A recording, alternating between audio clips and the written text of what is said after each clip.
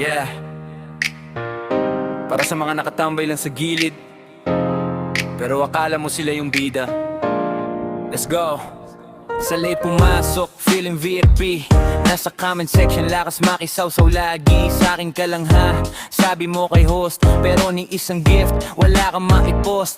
Puro ka bakod, wala namang ambag. Puro ka salita, puro lang pang flag. Nakaabang ka lang, parang bantay kanto. Pero paglaban na ikaw ay nawawala bro. Akala mo hari, akala mo may power. Pero zero diamonds, wala kang tower. Sa likod ka lang, puro ingay sa chat. Pero pag oras na, biglang nawawala agad. Bakod ka ng bakod, wala namang dala. Puro kayabang pero bulsa mo'y wala. Mas na inangkin, kala mo iyon na. Pero sa ambagan di ka makita. Bakod ka ng bakod, anong silbi mo? Kung sa laban hindi ka naman totoo. Daming sinasabi, wala namang gawa. Sa mundo ng life di ka ubara. Online ka lagi, bantay sa galaw.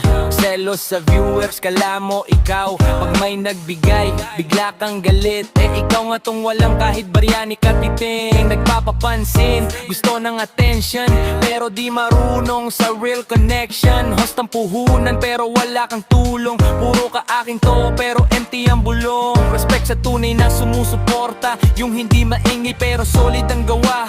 Hindi kailangan magyabang sa chat, kasi kita sa action kung sino ang legit na astig. Bakod ka ng bakod, wala namang dala. Puro kayabang pero bulsa mo'y wala. Mas na inangkin, kala mo'y iyon na. Pero sa ambagan di ka makita. Bakod ka ng bakod, anong silbi mo? Kung sa laban hindi ka naman totoo. Gamit sinasabi, wala namang gawa. Sa mundo ng life di ka ubara. Kaya kung babakod ka, siguraduhin mo muna may ambag ka. Hindi puro drama, hindi sa salita na susukat ang halaga, kundi sa gawa, dun ka titimbang diba?